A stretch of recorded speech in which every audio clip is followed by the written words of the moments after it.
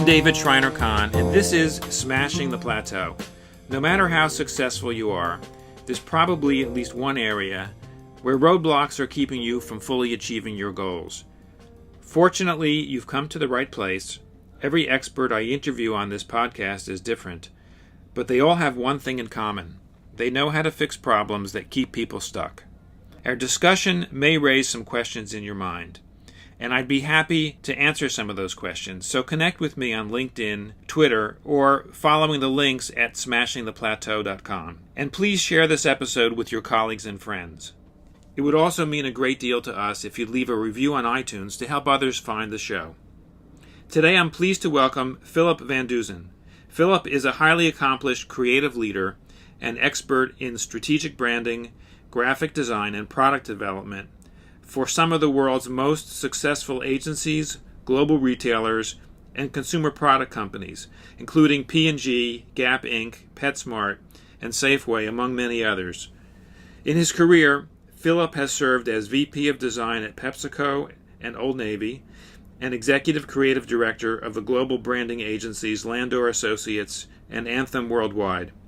Phillip is currently the Principal and Chief Creative Officer of Verhall Brand Design, which specializes in strategic graphic design, brand creation, and brand development. Phillip has helped Fortune 100 companies and entrepreneurs alike to create and revitalize brands, identities, websites, e-commerce platforms, and launch new products for over 20 years. Phillip, welcome to the show. Hi, David. Thank you very much. Pleasure to be here. So, Phillip, what do you think is most needed to help an organization smash a plateau? One of the things I think that is starting to become more recognized as a methodology for corporations to use is design thinking. And we've heard a lot about that in news, in business news about companies becoming more design-centric or more design-focused. And there's a methodology called design thinking, which is really, it's not really about aesthetics and visual aesthetics as the word design might, indicate. It's really more around how design tends to evoke responses in people. So design has a tendency to evoke emotional responses. And so design thinking is really a methodology that's built around lending much more importance to that emotional connection of people with solutions and with brands. Starting to utilize that in organizations is, I think, a really great step to breaking a plateau. And it's a new innovative way of thinking. In Silicon Valley, they use a process called rapid prototyping, which is developing an MVP or a minimum viable product, putting it out into the world for consumer feedback, and then iterating that software over and over and over again until they make it better and better and better. That has been a driving methodology in Silicon Valley for quite some time. But what's happening is a lot of larger organizations and even entrepreneurs are starting to work in that way, and developing an iterative approach to any kind of product development or brand development is a very new way of thinking, I think, for companies. And it's really exciting because it harkens back to how design is developed. It's a very iterative approach. And it's also very consumer-centric. And that's another thing that I think is one of the ways that organizations can really break through to the next level is instead of thinking about their products and their capabilities in terms of more functional benefits or functional, product delivery systems, to really be much more consumer-centric, so much more focused on the consumer need state and how you will be delivering a solution for that. Phillip, why is the emotional connection so important as part of this methodology? Well, one of the things that I do in my consultancy and one kind of aspect of my career is using classic strategic brand development methodology for creating new products, new services, helping large corporations, even down to entrepreneurs, develop their brands. And one of the tools that's used in strategic branding is called a brand pyramid. And the brand pyramid has 5 different levels, and I won't go into the specifics around that. But on the base level, on the bottom of the pyramid, are the functional benefits of the brand. And as you move up the pyramid, they become more and more emotional until you get to the very top of the pyramid, which is a brand essence. And a brand essence generally boils down to 1 or 2 words. That's kind of the key takeaway of what a brand is. And that brand essence is always much more of an emotional driver than anything else, than a functional driver. So when it comes down to us as human beings feeling like we're getting our needs met, and that can be getting our needs met by a product or by a brand or by a service, it's always a very emotional reaction. And so that's why brands focusing on clarifying and refining the emotional reaction that they want to get from their consumer is, of incredible importance.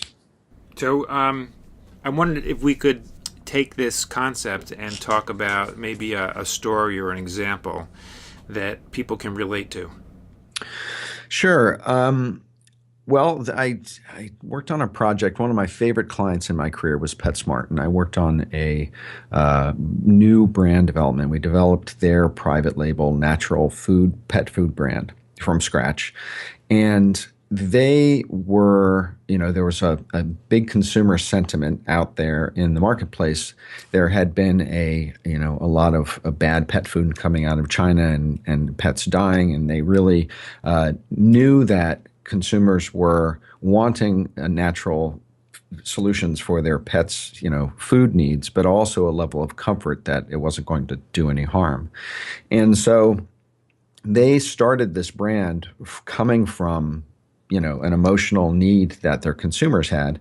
And that was the absolute genesis and driver of the brand idea from the start. So developing that brand was a lot of fun because, number one, we were doing it absolutely from scratch. We weren't redesigning an already established brand.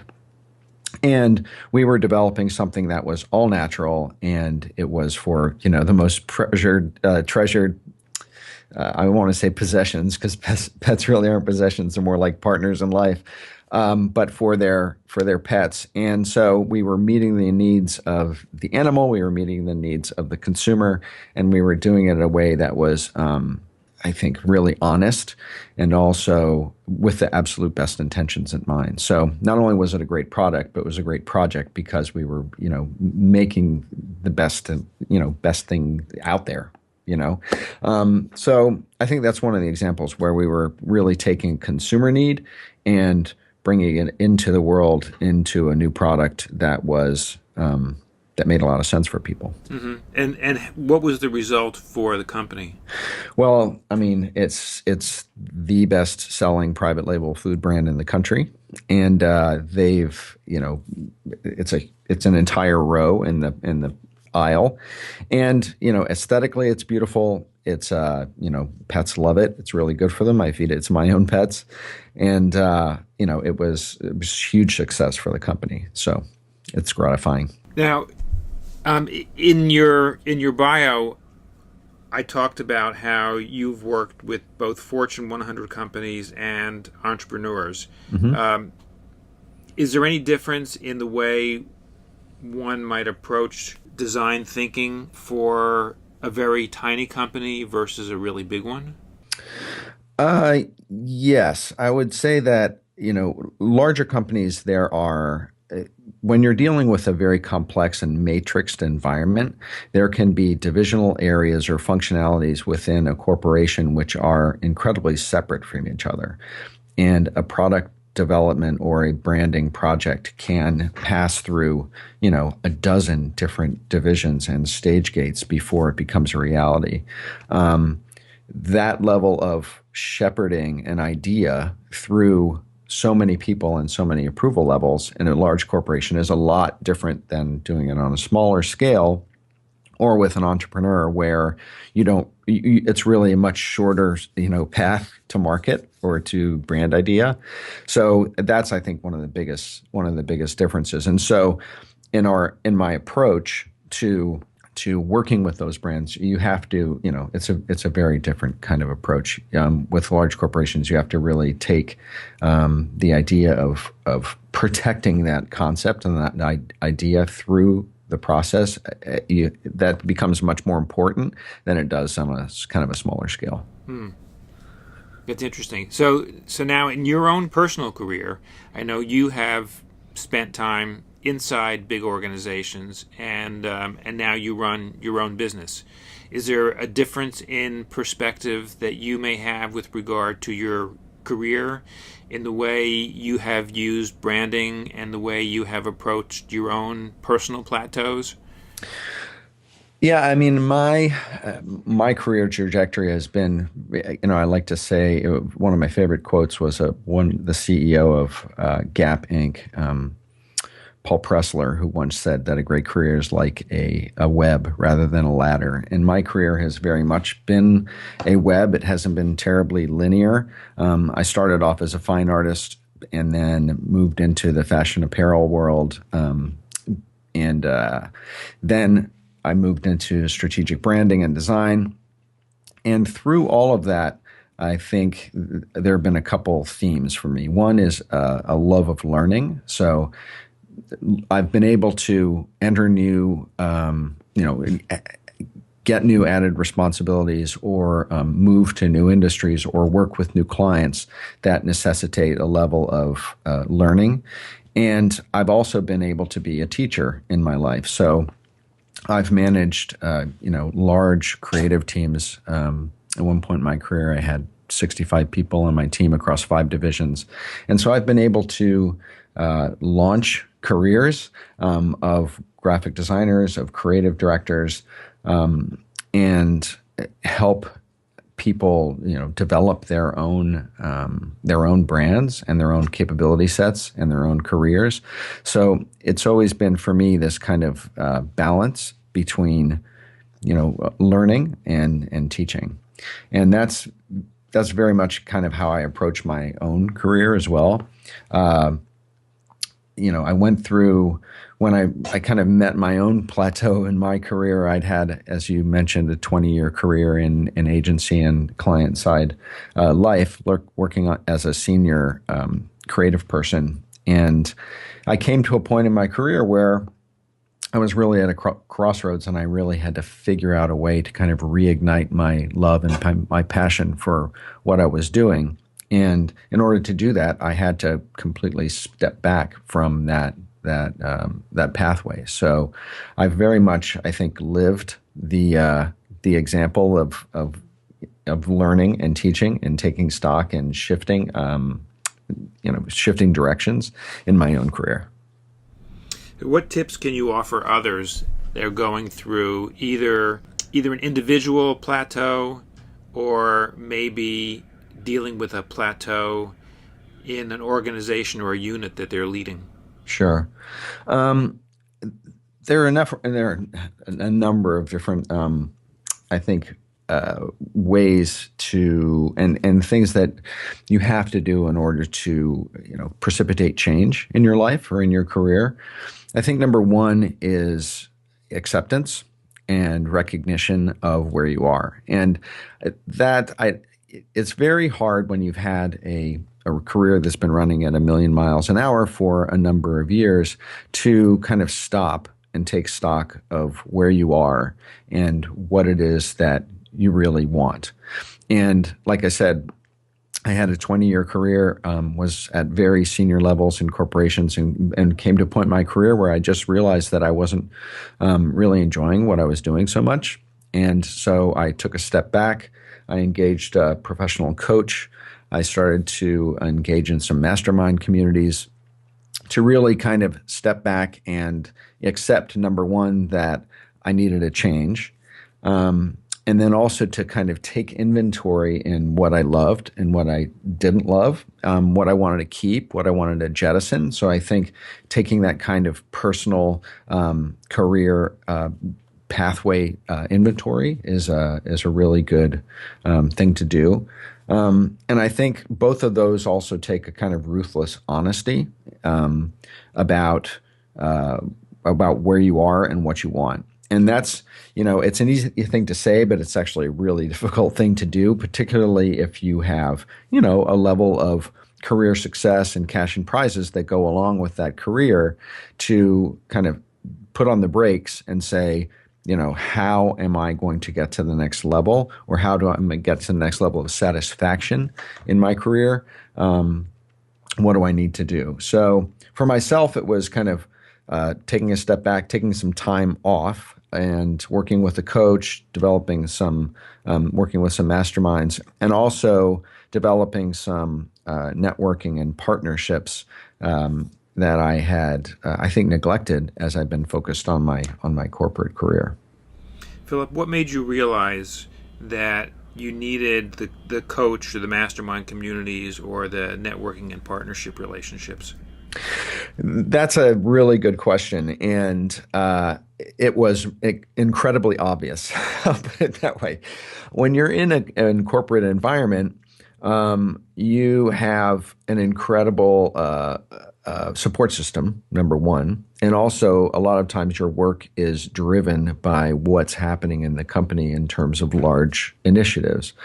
And so I knew how to operate in a corporate environment. I knew how to manage large groups of people. I knew how to, navigate incredibly complex matrix organizations. And when I decided to start my own consultancy, it was exceedingly obvious to me that there were a lot of things that I actually didn't know. And it had been a while. I'd been, working at an executive level for quite some time, and it had been, it had been a while since I'd really gotten my hands dirty and gotten in and doing design and gotten in and done web development or, developing content as far as a newsletter or blog posts or articles. Getting to understand, how do you build an email funnel? How do you develop a lead magnet? Aspects of entrepreneurship, digital entrepreneurship, that I needed to do for developing my own consultancy. Those are all skill sets and capabilities that I had never had to develop while I was in the corporate environment. So as soon as I stepped away from the larger corporate sphere, it was incredibly obvious to me that I had a lot of catching up to do, which is one of the reasons why I needed to really accelerate my learning, and that's why I got involved in a mastermind group.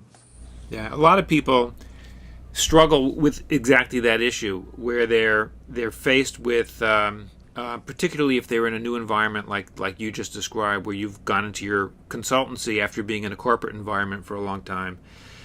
And there are certain skill sets and capabilities and resources that individuals have, and then there are others that they're lacking. And knowing how important it is to get up to speed in the areas where you don't have those skill sets or resources is a really important. It's an important, I would say, a mindset shift that one has to go through. Yeah, I think psychologically, when you've been operating at a senior level in either corporate America or agency America for a long period of time, that suddenly stepping back and saying, now I have to be, accepting the fact that there's a lot of stuff you don't know and a lot of stuff you need to learn, and going into absorption and learning mode is a huge paradigm shift in your career movement. And being an absolutely lifelong learner and someone who loves learning, I reveled in that and was really excited and super pumped about it, and I still am. A couple of years after leaving my corporate job, that it's I was sick of working my 80-hour weeks in the corporate sphere, but I'm now working 80-hour weeks for myself. But I'm totally psyched, and I'm absolutely loving it. Right. I also would imagine it takes a certain amount of humility to recognize that there are things that you're not good at, as particularly after being in a senior position in corporate where everybody looks to you for all the answers. Yes, exactly. That's absolutely it. And it is. It takes a tremendous amount of humility, and that's why really stepping away from it for a period of time and doing a lot of internal searching kind of exercises to get in touch with what it was I loved and what it was I wanted to get rid of. Just even doing that takes a lot of kind of soul searching and a lot of humility and openness to the next path or the next jog in the web of your career being different.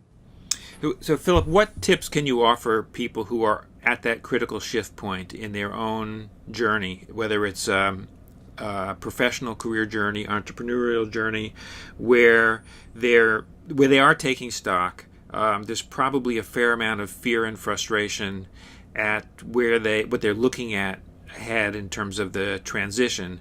What tips can you offer in terms of how to think about trying to get the kind of help that you've just described that's been so pivotal for you? I think that one of the key things, I actually just did a YouTube video on this, but there are a number of things that served me in my professional life that when I went into entrepreneurship, I realized that they didn't serve me. And for instance, I kind of consider myself a perfectionist, and I take a great deal of pride in the work that I do, and I put a great deal of time and effort into crafting the products and that I put out into the world. But when I came to developing my consultancy and starting to put more content out into the world, I realized that my perfectionism was actually hampering my productivity and my the excitement that I had in doing my work. And what I mean by that is that when I first started off a couple of years ago, I started to publish blog posts.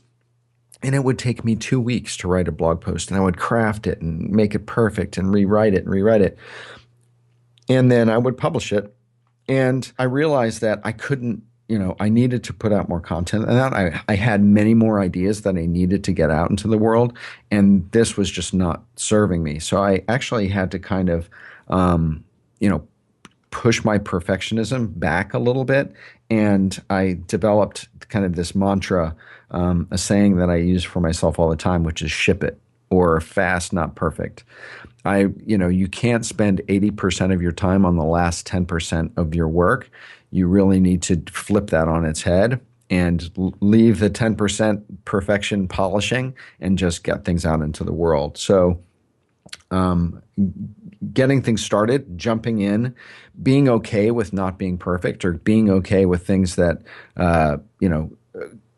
rapid prototyping, essentially, on your own as you develop products and services, and putting them out there and getting feedback, and then iterating and growing over time, but still, not crafting something till it's absolutely perfect before you put it out there.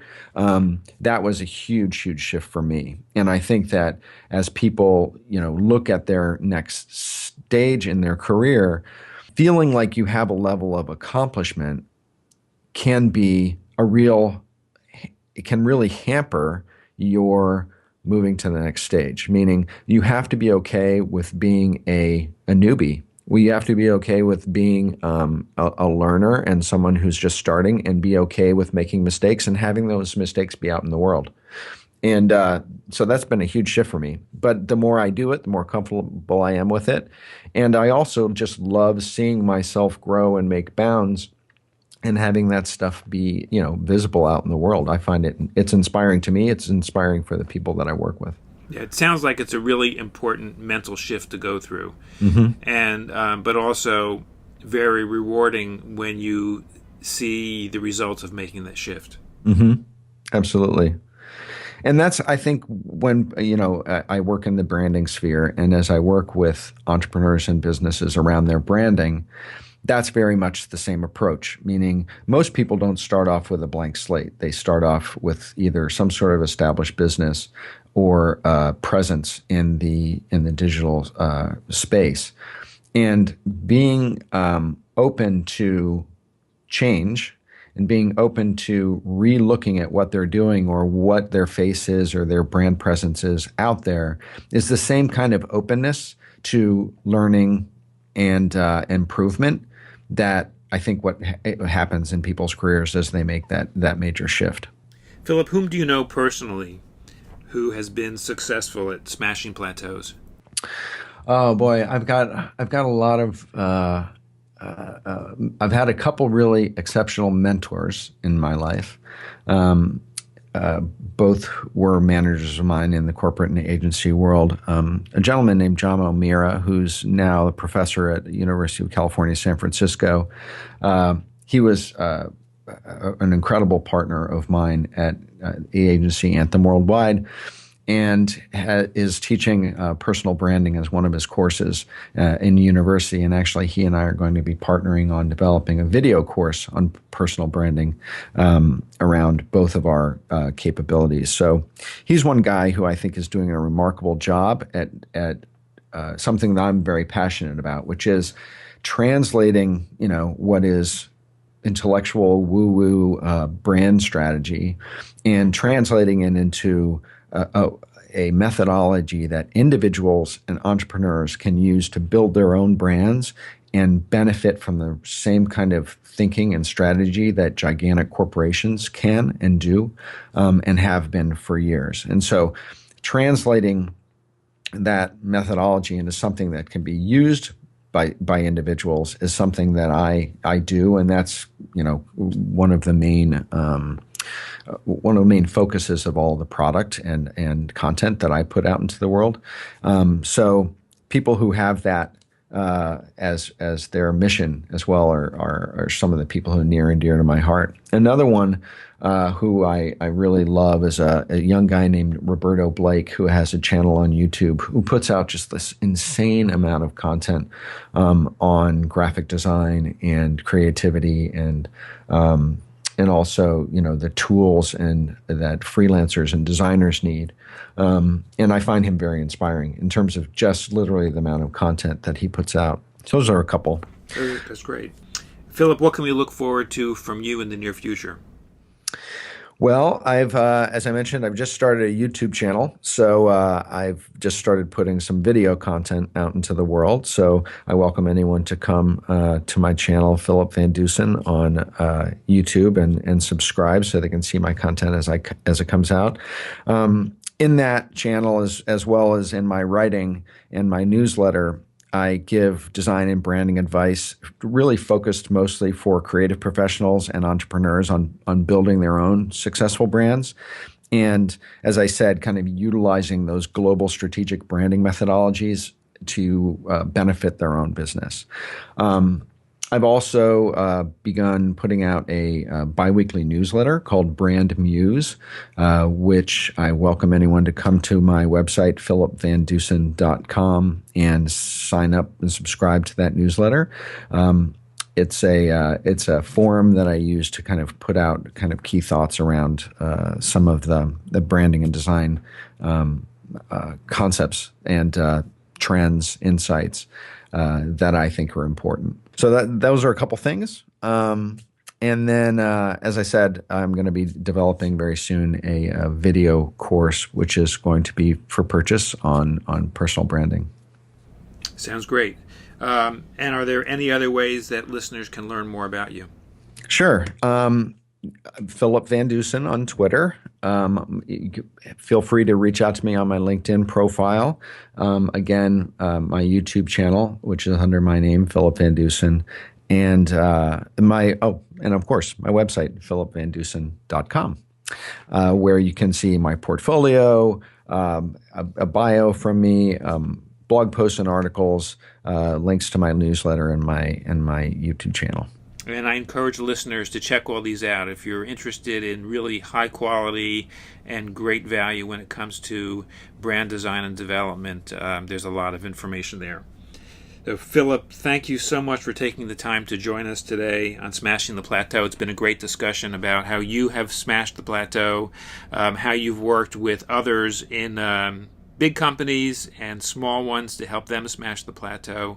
Your work is phenomenal, and I'm really grateful that you've come on. My guest today has been Phillip Van Dusen, Principal and Chief Creative Officer of Verhaal Brand Design. Thank you again, Phillip, for joining us. Thank you, David. I appreciate your having me. Thank you for listening to Smashing the Plateau, the podcast produced by TENS Strategic Partners. I hope you enjoyed our discussion.